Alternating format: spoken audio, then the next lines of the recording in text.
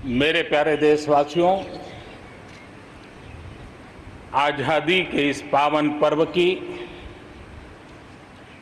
सभी देशवासियों को बधाई और बहुत बहुत शुभकामनाएं।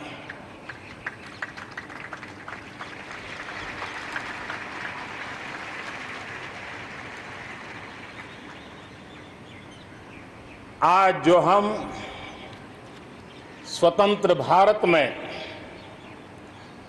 सांस ले रहे हैं, उसके पीछे मां भारती के लाखों बेटे बेटियों, उनका त्याग, उनका बलिदान और मां भारती को आजाद कराने के संकल्प के प्रति उनका समर्पण आज ऐसे सभी हमारे स्वातंत्र सेनानियों का, आजादी के वीरों का, नर बांकुरों का, वीर शहीदों का नमन करने का ये पर्व है।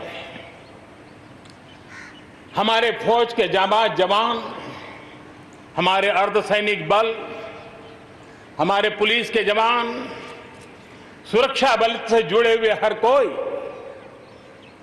मां भारती के रक्षा में जुटे रहते हैं, सामान्य मानवीय की सुरक्षा में जुटे रहते हैं। आज उन सबको भी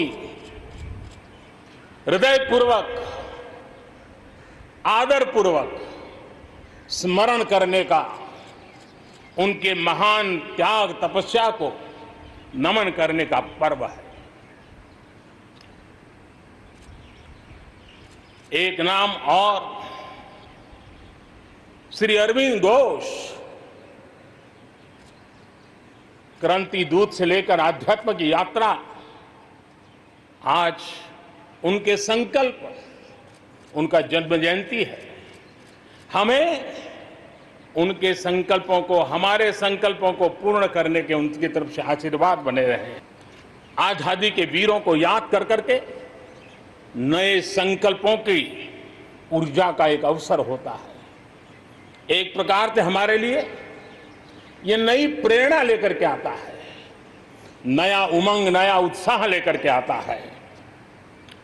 और इस बार तो हमारे लिए संकल्प करना बहुत आवश्यक भी है और बहुत शुभ अवसर भी है, क्योंकि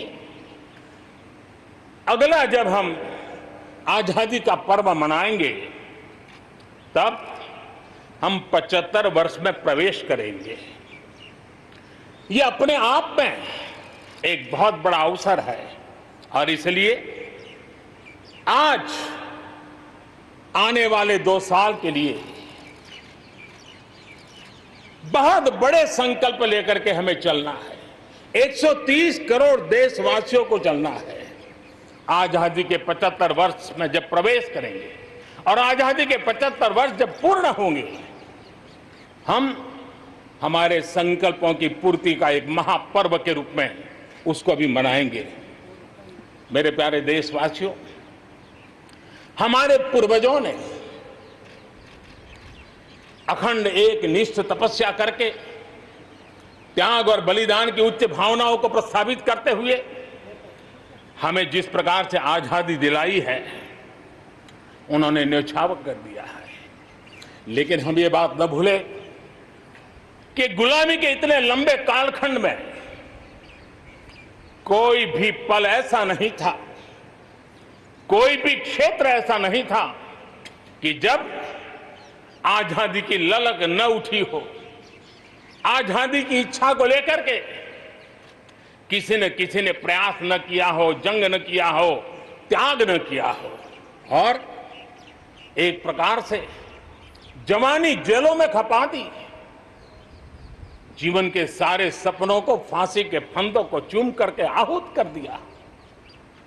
ऐसे वीरों को नमन करते हुए और फिर एक तरफ सशस्त्र क्रांति का दौर, दूसरी तरफ जन आंदोलन का दौर, पूज्य बापू के नेतृत्व में राष्ट्र जागरण के साथ जन आंदोलन की एक धारा ने आजादी के आंदोलन को एक नई ऊर्जा दी और हम आजादी के पर्व को आज मना पा रहे हैं। इस आजादी के जंग में भारत की आत्मा को कुचलने के भी निरंतर प्रयास हुए हैं, अनगिनत प्रयास हुए हैं।